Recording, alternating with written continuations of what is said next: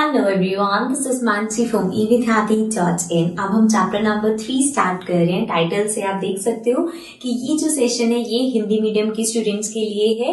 अभी हिंदी मीडियम की स्टूडेंट्स के लिए इसलिए है बिकॉज जो हमने एक्सरसाइजेस के क्वेश्चंस करे हैं वहां पे बहुत सारे कमेंट्स आते हैं कि मैम प्लीज हमें हिंदी मीडियम के बच्चों के लिए भी पढ़ाओ। तो हम क्या कर रहे हैं, हम इंट्रोडक्शन वीडियोस बना रहे हैं ताकि यहाँ पे जो भी चैप्टर में टॉपिक्स हैं वो आपको समझ आ जाएंगे और वो हम हिंदी मीडियम में पढ़ाएंगे तो जो वर्ड्स यूज करेंगे वो सब आपकी बुक वाले करेंगे तो आपको वो अच्छे से समझ आएंगे। और अगर आपको ये कंसेप्ट्स एक बार समझ आ गए तो जब आप एक्सरसाइजेस के क्वेश्चंस करोगे तो वहां पे भी आपको मतलब पता होगा तो वो भी अच्छे से समझ आते रहेंगे। तो हम स्टार्ट कर रहे हैं अभी चैप्टर नंबर 5 के इंट्रोडक्शन से, जिसका नाम है आंकड़ों का प्रबंधन। ठीक है, तो सबसे पहले बात करते हैं आंकड़े क्या होता है। आपने बहुत बार न्यूज चैनल्स पे या ऐसी कहीं पे भी ये चीज सुनी होगी।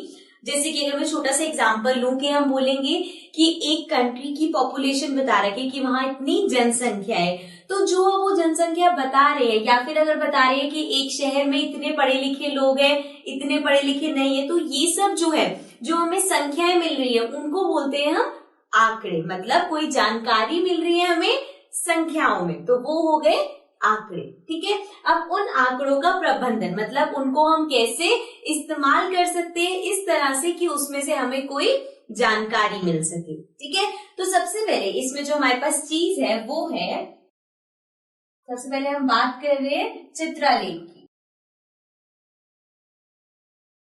अब चित्रलेख होता क्या है, इसमें क्या करते हैं हम आंकड़ों को इस तरह से लगाते हैं चित्रों की हेल्प से। जैसे कि हम यहाँ पे फिर से एक उदाहरण लेते हैं।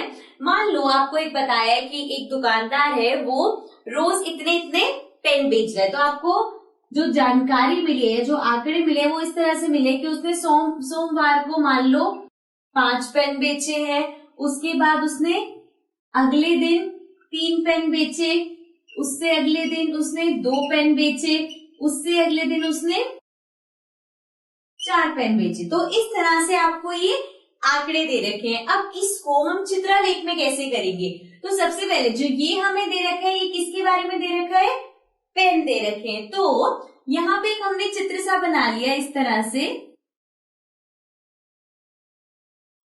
तो ये मतलब हो गया कि ये एक पेन दिखा रहा है। तो अगर मैं यहाँ पे एक तालिका बनाऊं जिसमें मैंने यहाँ पे इस तरह से ये पेन बना रही हूं मैं,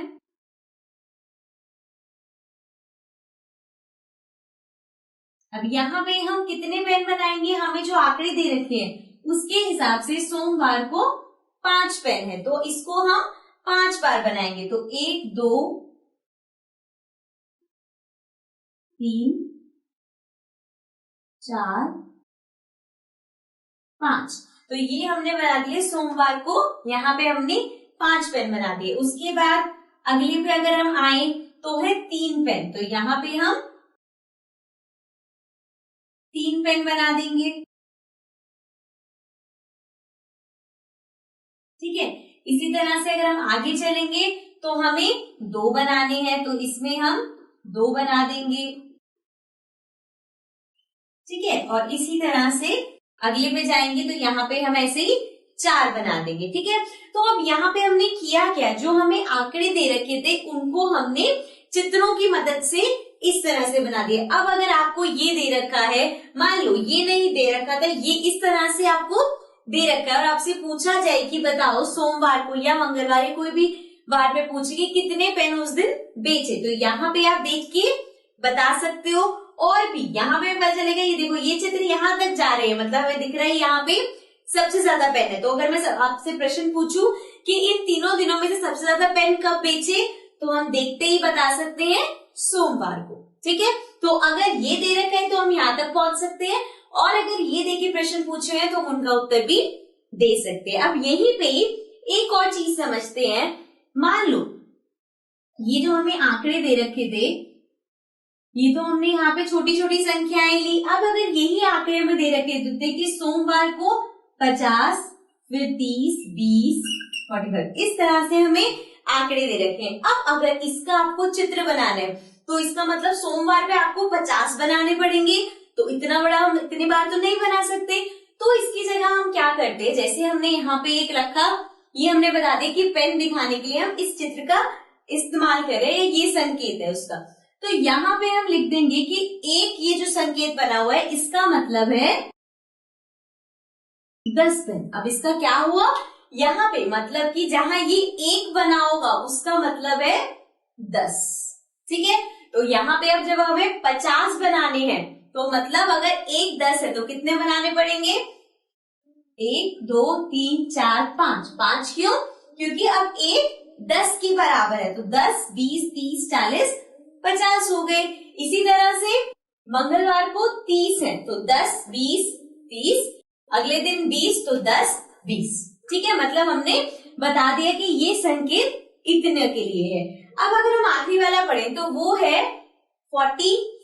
45 मतलब 40 तो आप बना सकते हो। यहाँ पे अगर मैं यहाँ पे 4 बना दूं,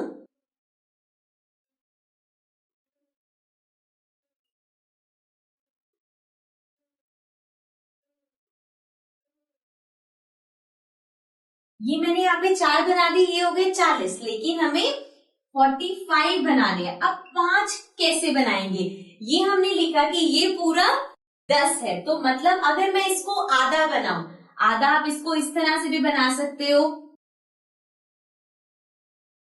इस तरह से हमने आधा कर दिया, या फिर आधा इस तरह बना दो, ऊपर का मत बनाओ, तो ये आधा हो गया। तो मतलब कि जो आपके पास जो भी आपने संकेत लिया उसको अगर आप आधा बनाओगे तो उसका मतलब है 5, क्योंकि इसको हमने 10 लिया तो उसका आधा 5 हो गया। तो यहाँ पे हम इसके आगे, क्योंकि हमें 45 करना है तो 10 20 30 40 हो गया। अब 5 दिखाने के लिए हम इसको आधा बना देंगे, ठीक है। इसी तरह से आपके पास आएंगे, मान लो यहाँ पे हमने संकेत में पेन लिया है, किसी ने अगर इस तरह से ये डिब्बा ले रखा है तो इसको आधा दिखाने के लिए वो इस तरह से बना सकता है, ठीक है। तो यहाँ पे चित्रलेख में आपने देखा, अगर आपको कोई भी आंकड़े दे रखे होंगे तो उसकी मदद से आप ये बना सकते हो, या अगर आपको चित्रलेख ही दे रखे हैं तो आप इसको देख के इसके प्रश्न के उत्तर दे सकते हो, ठीक है। अब आते हैं अपने अगले टॉपिक पे। अब आते हैं अपने अगले टॉपिक पे जो कि है दंड आलेख।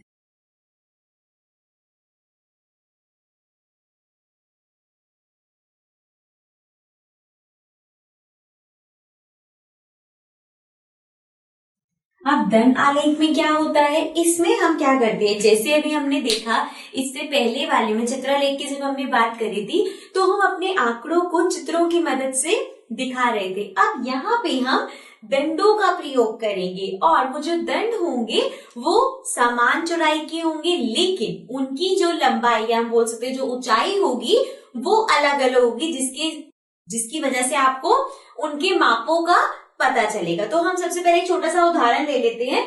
मान लो कि आपको आंकड़े दे रखे, एक छोटा बच्चा है और उस बच्चे के आपको नंबर दे रखे हैं, जैसे कि अलग अलग विषय में उसके कितने नंबर आए ये हमें दे रखा है।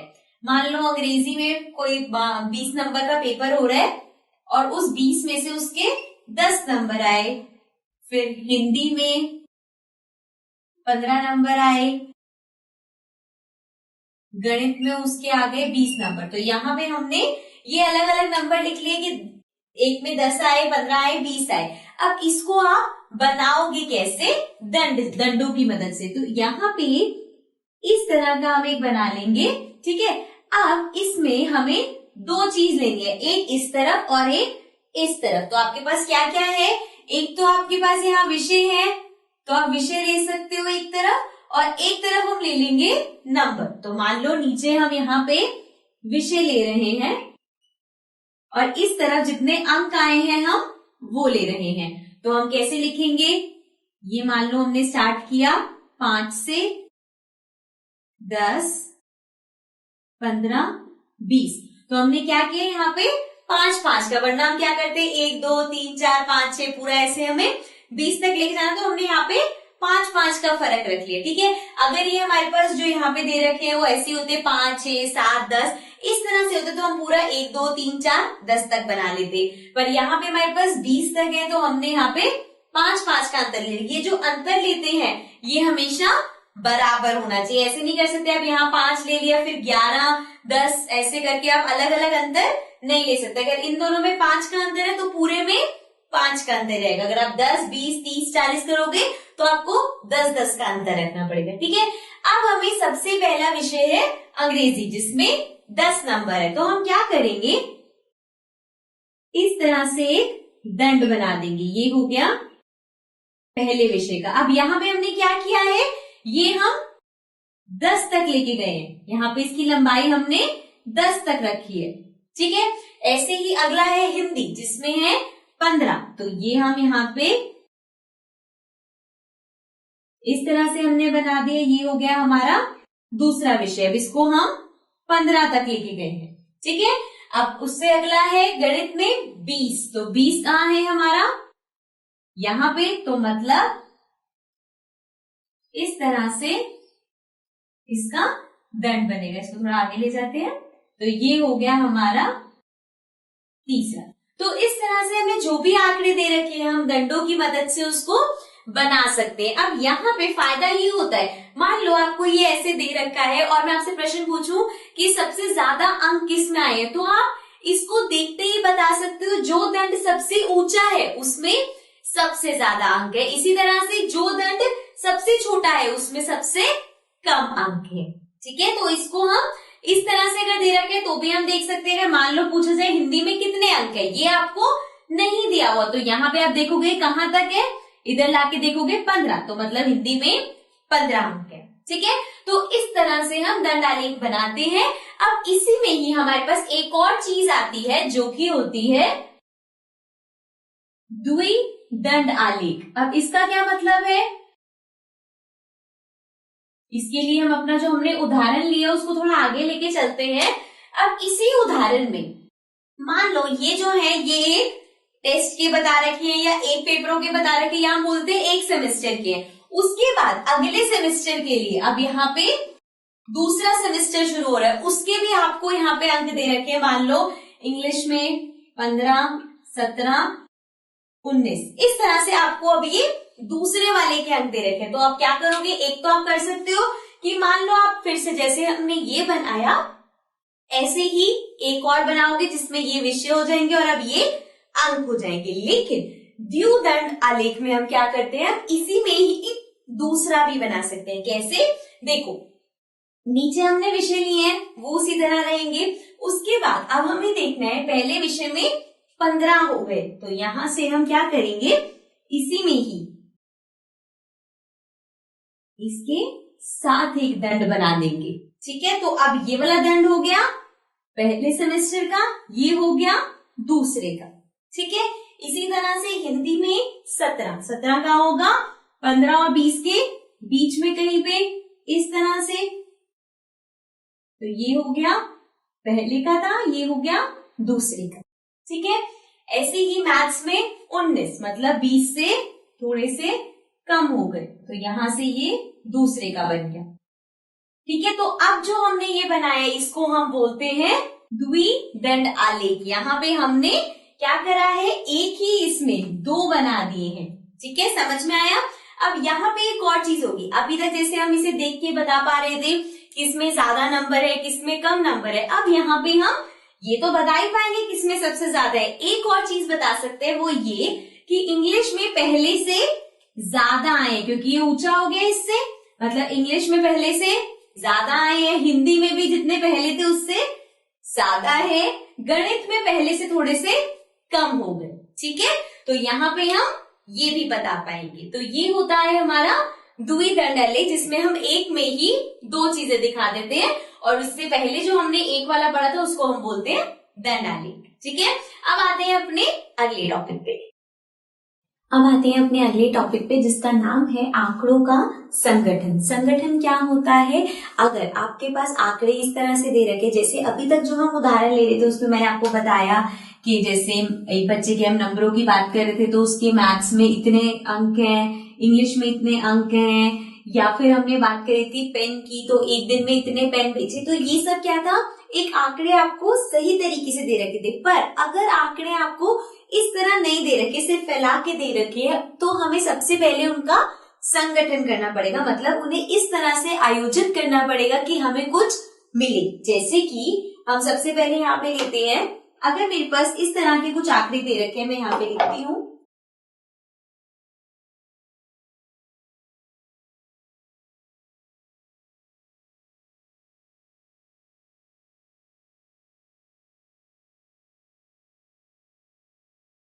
अब यहाँ पे ये जो मेरे पास आंकड़े दे रखे हैं, इसमें कुछ ये नहीं बताया कि यहाँ पे ये अलग अलग वर्णमाला के हैं। एम है वो यहाँ कितनी बार आ रहा है, ओ बहुत बार आ रहा है, पी बहुत बार आ रहा है। तो अब ये जो है ये आंकड़े दे रखे हैं, इनका संगठन हमें खुद करना पड़ेगा। तो इसके लिए हम इन आंकड़ों को एक सारणी में लगाते हैं, जिसमें हमारे पास सबसे पहले हम ले सकते हैं, मान लो ये वर्णमाला के हैं तो हम इसमें यहाँ लिख लेते हैं वर्णमाला।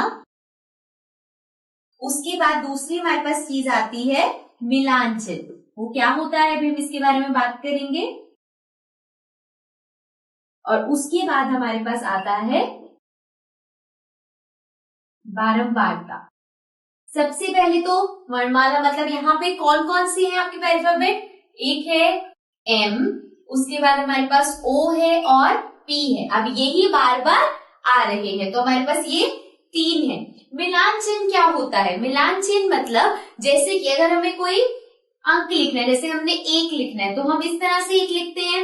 मिलान चिन्ह में हम इसको इस तरह से लिखेंगे। फिर अगर आपको 2 लिखना है तो इस तरह से, 3 लिखना है तो 3 बार डंडा आ जाएगा, ऐसे ही 4 लिखना है तो 4 बार डंडा आ जाएगा। लेकिन अगर हम 5 पे आ जाए तो 5 कैसे लिखते हैं, 4 बार डंडा डाल के इसके ऊपर एक इस तरह से डंडा आता, तो ये होता है 5। उसके बाद 6 लिखना है तो 5 इसी तरह से, फिर आगे 1 डंडा, तो ये 6 बन जाएगा। इसी तरह से 7, 8, 9 और फिर 10 के लिए फिर से इस तरह से, ठीक है।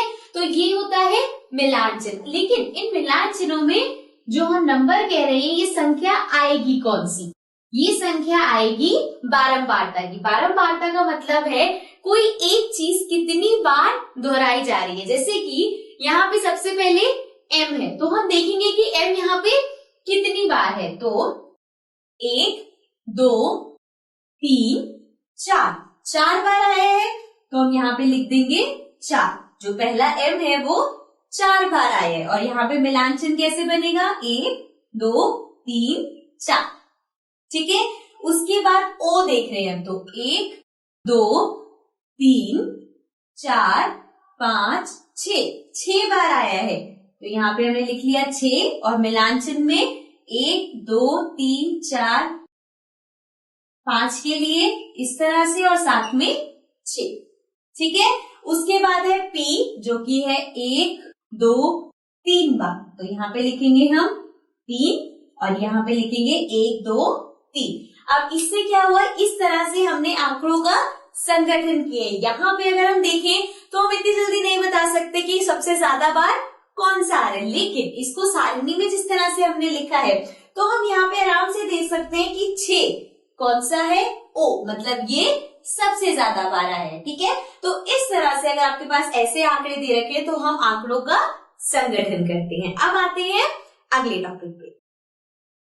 अब आते हैं अपने अगले टॉपिक पे जिसका नाम है आंकड़ों का वर्गीकरण। अभी हमने देखा था आंकड़ों का संगठन। वर्गीकरण में क्या करते हैं, अगर जो हमारे पास आंकड़े दे रखे हैं वो बहुत ज्यादा है तो हम उन आंकड़ों को समूह में बना के लिखते हैं, मतलब उनके समूह बना लेंगे अलग अलग। जैसे मान लो अभी हमने आंकड़े लिए वो हम गिन के कर सकते थे, ऐसे ही अगर आंकड़े आपको 1 से 50 तक दे रखे हैं तो जो आप तालिका बनाओगे, जो अपनी सारणी बनाओगे, उसमें आपको 1 से लेके 50 तक लिखना पड़ेगा, वो बहुत ज्यादा हो जाएगा। तो इसलिए इन डाटा के लिए या इन जो हमारे पास आंकड़े दे रखे होते हैं इनके लिए हम समूह बनाते हैं। जैसे कि उदाहरण लेते हैं हम कि मान लो आपको बच्चों के नंबर दे रखे हैं, क्लास में 50 बच्चे हैं और उनके जो अंक दे रखे हैं वो भी दे रखे हैं 100 में से, ये बच्चों के 100 में से कितने अंक आए। अब हो सकता है किसी के 80 की लाइन में हो, किसी के 5-6 हो, तो ऐसे 1 से लेके 100 तक अलग अलग अंक आ सकते हैं सबके। अब अगर आप उसका संगठन करोगे तो 1 से लेके 100 तक आपको लिखना पड़ेगा, फिर देखना पड़ेगा कि 10 नंबर कितने बच्चों के आए, 50 नंबर कितने बच्चों के आए, ये 16 नंबर कितने बच्चों के आए, तो ऐसे ये बहुत बड़ा हो जाएगा। तो इसकी जगह हम क्या करेंगे, हम समूह बनाएंगे। किस तरह से अभी देखते हैं। इसमें सबसे पहले जैसे अभी हमने जो तालिका बनाई थी उसमें हमने चीजें ली थी, यहाँ पे सबसे पहले जो चीज हमारे पास होती है वो होता है वर्ग अंतराल।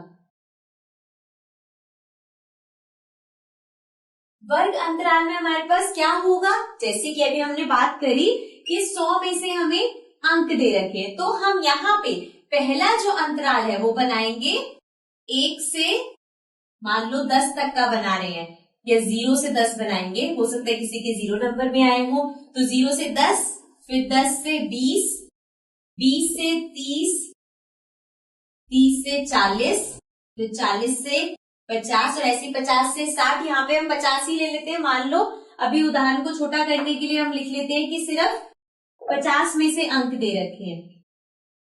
तो अब यहाँ पे हमने ये अंतकाल बना दिया। अब इसमें क्या होगा, अगर मान लो किसी बच्चे के 6 नंबर आए, किसी के 4 आए, किसी के 9 आए, तो अब इनको तीनों को अलग अलग करने की जगह ये तीनों बच्चों ही कहाँ पे आ जाएंगे, पहले अंतराल में आ जाएंगे, क्योंकि वो 0 और 10 के बीच में है। ठीक है, तो अब यहाँ पे पहले हम अपनी तालिका पूरी करते हैं। दूसरे नंबर में हमारे पास होता है मिलान चिन्ह, जो अभी हमने पढ़ा था उसी तरह से हमारे पास यहाँ पे भी हम मिलान चिन्ह बनाते हैं। उसके बाद हमारे पास आखिरी में होता है बारंबारता। इसमें हम लिखेंगे कि जैसे हमने यहाँ पे बात करी 0 से 10, तो 0 से 10 में कितने बच्चों के नंबर आए, मान लो 4 बच्चों के, तो हम यहाँ पे मिलान चिन्ह में कर देंगे 1 2 3 4। उसके बाद 10 से 20 नंबर कितने बच्चों के आए, मान लो 6 दे रखा है। फिर उसके बाद 20 से 30 मान लो 5 बच्चों के, फिर 30 से 40 2 बच्चों के, और 40 से 50 में सिर्फ 1 बच्चे के। तो इस तरह से आपको दे रखा है, इसकी वजह से हमने ये 4 बनाया। फिर हम यहाँ पे 6 बना सकते हैं, फिर उसके बाद 5 2 और 1। तो इस तरह से अंतराल हम क्यों ले रहे हैं, अंतराल में हम ये कर सकते हैं कि अगर आपके पास ज्यादा आंकड़े दे रखे हैं तो हम उनका समूह बना देते हैं। ठीक है, तो इस तरह से हम आंकड़ों का वर्गीकरण करते हैं। अब आते हैं अपने अगले टॉपिक पे। अब हम बात करते हैं वृत्त आलेख, या फिर जिसको हम बोलते हैं पाई चार्ट। तो ये क्या होता है, ये भी एक तरीका है जिसकी मदद से हम आंकड़ों के बारे में बताते हैं। अब इसमें यहाँ पे आप नाम से देख सकते हो वृत्त लिखा हुआ है, तो मतलब कि यहाँ पे एक हमारे पास इस तरह से गोला होगा। अब इसके अंदर हमें बताया जाएगा जो हमारे आंकड़े हैं, वो कैसे बताएंगे। देखो, मान लो हम एक उदाहरण लेते हैं कि एक बच्चे से पूछा जाए कि वो घर जाने के बाद, स्कूल के बाद अपना जो खाली समय होता है उसमें क्या क्या करना पसंद करता है। तो अब ये हमने अलग अलग मान लो बच्चों से हम पूछ रहे हैं, तो कुछ बच्चे कह रहे हैं कि उन्हें सोना पसंद है, कुछ कह रहे हैं उन्हें अपने खाली वक्त में खेलना पसंद है, या कुछ कह रहे हैं कि उन्हें अपने खाली वक्त में पढ़ना पसंद है। और इसी तरह इसके अलावा भी हो सकता है, कुछ भी बोलते तो वो अन्य में डाल देते हैं। अब यहाँ पे इसको हम इसकी मदद से कैसे बताएंगे, कैसे पता चलेगा कि ज्यादातर बच्चों को क्या पसंद है। तो यहाँ पे अभी मैं सिर्फ आपको ऐसे बता रही हूँ कि किस तरह से बना हुआ आता है। तो मान लो ये यहाँ पे इस तरह से बना दिया, और यहाँ पे मैं चीजें लिख देती हूँ। ये है सोना, खेलना, पढ़ना और अन्य। ठीक है, इस तरह से अभी बना हुआ है। तो यहाँ पे हम इसको देख के बता सकते हैं। अब ये जो हिस्सा है, ये जो यहाँ से लेके ये पूरा इस तरफ का हिस्सा है, ये किस लिए है, जिन बच्चों को सोना पसंद है। इस पूरे हिस्से में हम बात कर रहे हैं जिनको खेलना पसंद है। इस हिस्से में हम बात कर रहे हैं पढ़ना पसंद है, और बाकी जितना हिस्सा बचा है उसमें कोई भी अन्य चीज। तो यहाँ पे हम देख के बता सकते हैं सबसे ज्यादा जो भाग है वो है खेलने का, मतलब सबसे ज्यादा बच्चों को पसंद है अपने खाली समय में खेलना, उसके बाद सोना, फिर पढ़ना, उसके बाद कुछ भी अन्य चीज। ठीक है, तो इस तरह से इसको हम देखते ही बता सकते हैं, जैसे हम बाकी चीजें थी उसी प्रकार यहाँ पे भी हम बता सकते हैं किसको ज्यादा क्या है, कम क्या है। तो यहाँ पे हो सकता है आपके पास प्रश्न में ये आपको दे रखा हो और फिर प्रश्न पूछा जाए कि बताओ सबसे ज्यादा क्या करना पसंद है, तो हम इसे देख के बता सकते हैं। ठीक है, अब एक तरह का प्रश्न आ सकता है कि आपको बता रखा है, आंकड़े दे रखे हैं और आपको ये बनाना है, तो इसको हम कैसे बनाएंगे अब हम सीखेंगे। अब हम बात करते हैं कि अगर हमें एक वृत्त आलेख बनाना है तो वो हम कैसे बनाएंगे। तो इस तरह से आपको आंकड़े दे रखे होंगे, यहाँ पे हम उदाहरण ले रहे हैं। मान लो हमने कुछ लोगों से ये पूछा कि उन्हें केक में कौन सा फ्लेवर पसंद है, तो कुछ लोगों ने बोला चॉकलेट पसंद है, कुछ ने बोला वनीला और बाकियों ने कहा कोई अन्य प्रकार का। ठीक है, तो यहाँ पे हमें जो आंकड़े दे रखेंगे वो इस तरह से दे रखेंगे कि 50% लोगों को ये पसंद है, 25% लोगों को ये पसंद है और बाकी 25 को ये पसंद है। तो इस तरह से हमें प्रतिशत में दे रखा होगा कितनों को क्या चीज पसंद है। तो अब इसकी मदद से हमें एक वृत्त आलेख बनाना है। तो हम क्या करेंगे, यहाँ पे सबसे पहले हम देखते हैं संपूर्ण का भाग, वो हम कैसे करेंगे। ये है 50, तो यहाँ पे हम इसको 50 को 100 से भाग कर देंगे, तो हमारे पास क्या आएगा, इसको अगर हम काटेंगे तो ये आ जाएगा 1/2। ठीक है, इसी तरह से अगला है 25, तो 25 को हम 100 से भाग करेंगे, इसको काटेंगे तो हमारे पास आएगा 1/4। फिर से हमारे पास 25 है, तो इसको 100 से भाग करेंगे तो ये आ गया 1/4। तो यहाँ पे हमारे पास ये आने के बाद अगला जो हम करते हैं वो है 360 डिग्री का भाग। अब 360 डिग्री का भाग हम क्यों कर रहे हैं, क्योंकि इस पूरे को हमें एक वृत्त में लगाना है और हमें पता है एक जो पूरा वृत्त होता है वो 360 डिग्री का होता है, इसीलिए हम 360 डिग्री के भाग को देखेंगे। कैसे करेंगे, यहाँ पे हमारे पास है 1/2, इसको 360 से गुणा कर दो, तो इसको काटेंगे तो ये आ जाएगा 180, तो यहाँ पे हमारे पास आ गया 180 डिग्री।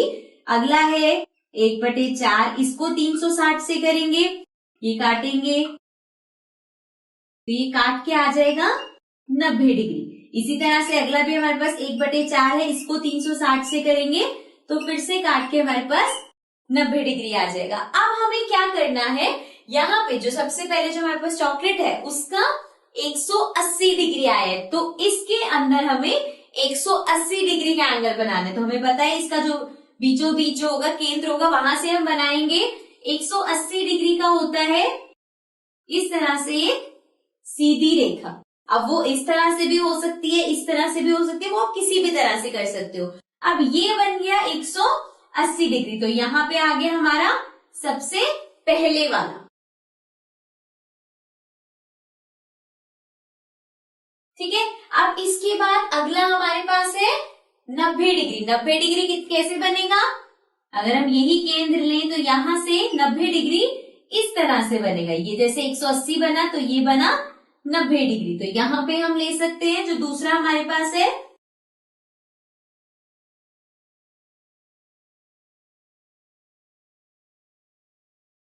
और बाकी अब जो तीसरा, अगर मान लो यहाँ पे जैसे हमें 3 दे रखे हैं तो यहाँ पे जो तीसरा बचा वो अपने आप ही जो हमारे पास आखिरी बचा होगा उसका हो जाएगा। मान लो यहाँ पे 5 होते तो जब आप 4 बना लोगे तो जो आखिरी आपके पास बचेगा वो उतना ही बचेगा जितना आपके पास लास्ट में होगा।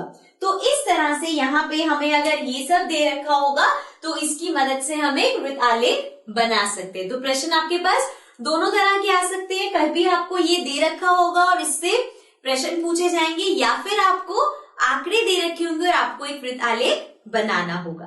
ठीक है, दोनों ही बहुत आसान है। तो यहाँ पे हमने देखा है इसको हम कैसे बनाते हैं। अब आते हैं अपने अगले टॉपिक पे। अब बात करते हैं अपने अगले टॉपिक की, जो कि है संयोग और प्रयुक्तता। अब ये होता क्या है, अगर मान लो हम देख रहे हैं किसी चीज की होने की क्या संभावना है तो उसको हम बोलते हैं प्रायिकता। जैसे कि अगर मान लो मैं आपसे पूछती हूँ कि आज बारिश होगी या नहीं, तो इसकी क्या संभावना है, तो वो है हमारा प्रायिकता। तो अगर हम ऐसी चीजों का निकाल रहे हैं कि कुछ होने की या कुछ ना होने की क्या संभावना है, ये अगर ऐसा प्रश्न आता है तो उसमें हम प्रायिकता निकालते हैं। जैसे कि एक और उदाहरण ले सकते हैं, मान लो आपके पास एक सिक्का है जिसको आपने उछाला। अब अगर आप एक सिक्के को हवा में उछालोगे तो वो नीचे आके गिरेगा, तो उस पे 2 चीजें आ सकती है ऊपर, या तो हेड होगा या टेल होगा। तो अब अगर प्रश्न ये है कि दोनों में से हेड आने की संभावना कितनी होगी या टेल आने की संभावना कितनी होगी, तो इस तरह के आपके पास प्रश्न आ सकते हैं। उसमें हम इस्तेमाल करते हैं इस फॉर्मूले को। इसको जरा पढ़ते हैं और देखते हैं इसका क्या मतलब है। सबसे पहले ऊपर है हमारे पास अनुकूल परिमाणों की संख्या। अनुकूल परिणाम कौन से होंगे, जो हम चाहते हैं। जैसे कि अभी हमने सिक्के की बात करी तो उसमें अगर मैं बोल रही हूँ हेड आए तो ये हम चाहते हैं, तो ये मेरा अनुकूल परिमाण है, ठीक है। उसके बाद नीचे है सभी संभव परिणामों की संख्या। सभी संभव मतलब क्या क्या आ सकता है। तो जैसे कि अभी हमने जो उदाहरण लिया, अगर हम उसी की बात करें और मैं पूछ रही हूँ कि हेड आने की क्या संभावना है, तो सबसे पहले अनुकूल परिणाम कितने हैं हमारे, एक ही है, हम हेड पूछ रहे हैं तो ये एक हो गया। उसके बाद है सभी संभव, और आ क्या क्या सकता है, संभव क्या क्या है, या तो हेड आएगा या टेल आएगा, मतलब दो चीजें संभव है। तो हेड आने की जो हमारे पास प्रायिकता हो जाएगी वो हो जाएगी 1/2, ठीक है। अब इसी को ही हम आगे लेके जाते हैं एक और उदाहरण से। मान लो आप लूडो खेल रहे हो और उसमें हमारे पास जो गीटा होता है, अगर हम वो फेंकते हैं तो उस गीटे को फेंकने पे हमारे पास क्या क्या आ सकता है, या तो 1 आएगा या 2 आएगा या 3 आएगा, 4 आएगा, 5 आएगा या 6 आएगा, इन्हीं में से कुछ आ सकता है, इसके अलावा तो कुछ नहीं आ सकता। तो अब यहाँ पे हमारे पास अगर आपको प्रश्न पूछा जाए कि 4 आने की क्या संभावना है, 4 इसमें कितनी बार है, एक ही बार है, मतलब इन 6 में से 4 एक ही है। तो यहाँ पे जो हमारा अनुकूल परिमाण है वो एक ही है ना। और उसके बाद सभी संभव परिणाम कितने हैं, 1 2 3 4 5 6, इनमें से कुछ भी आ सकता है, तो नीचे आ जाएगा 6, मतलब 4 आने का जो आपके पास प्रायिकता होगी वो होगा 1/6, ठीक है। इसी में ही अगर मैं बोलूं कि 4 से छोटा अंक आने की क्या संभावना है, अब 4 से छोटा 3 भी है, 2 भी है, 1 भी है, इनमें से कुछ भी आएगा तो वो 4 से छोटा ही होगा। तो इसका मतलब है अब जो हमारे पास अनुकूल परिणाम है वो 3 हो गए। 1 आएगा तब भी वो 4 से छोटा है, 2 आएगा तब भी वो 4 से छोटा है, 3 आएगा तब भी वो 4 से छोटा है। तो मतलब हमारे पास 3 अनुकूल परिणाम हो गए, और अभी भी संभव परिणाम अभी भी कितने हैं, 6। तो इसका मतलब है इसका 4 से कम आने का जो प्रायिकता हो जाएगी वो हो जाएगी 3/6, ठीक है। इस तरह के आपके पास प्रश्न आ सकते हैं जो कि बहुत आसान होते हैं। तो हम उसको बस आपको ये फॉर्मूला याद रखना है, इसकी मदद से आप आराम से निकाल सकते हो। तो ये था हमारा आखिरी टॉपिक इस चैप्टर का। इसके साथ हम चैप्टर कंप्लीट करते हैं, लेकिन अब मैं आपको एक चार्ट दूंगी जिसके अंदर हमारे पास हिंदी में जो शब्द है उसको इंग्लिश में क्या कहते हैं वो हम देखेंगे, ताकि अगर आप एक्सरसाइज के क्वेश्चन कर रहे हो और किसी शब्द पे अटक जाते हो तो आपको यहाँ पे चार्ट देख के पता चल जाएगा कि उसका आपकी हिंदी की बुक में क्या मतलब है, ठीक है। तो अब आते हैं अपने चार्ट के ऊपर। अब आते हैं अपने चार्ट के ऊपर जिसमें हमारे पास सबसे पहला है आंकड़े। तो आंकड़े को हम इंग्लिश में बोलते हैं डाटा। उसके बाद है चित्रालेख जो कि होता है पिक्टोग्राफ। उसके बाद है दंड आलेख जो कि होता है बार ग्राफ। उसके बाद द्विदंड आलेख होता है डबल बार ग्राफ। देन संगठन होता है ऑर्गेनाइजिंग। उसके बाद है वर्गीकरण होता है ग्रुपिंग। उसके बाद हमारे पास है मिलान चिन्ह। मिलान चिन्ह को हम बोलते हैं टेलीमार्क्स। फिर उसके बाद है बारंबारता जो कि है फ्रीक्वेंसी। वर्ग अंतकाल होता है क्लास इंटरवल। देन हमारे पास है वृत्त आलेख जो कि होता है पाई चार्ट। देन प्रायिकता होता है प्रोबेबिलिटी, ठीक है। तो ये सब शब्द हैं जो आपको एक्सरसाइजेस में भी मिलेंगे। अब आपको इनका पता होगा कि इनको हिंदी में क्या बोलते हैं, तो वो भी आपके लिए समझना बहुत आसान हो जाएगा। तो इसी के साथ हम ये चैप्टर खत्म करते हैं। आई होप आपको समझ में आया होगा और आपको वीडियो अच्छी लगी होगी। नीचे कमेंट सेक्शन में जरूर बताइएगा कि आपको वीडियो कैसी लग रही है, ठीक है। So now I will be coming back again with new chapter. Till then take care and bye bye.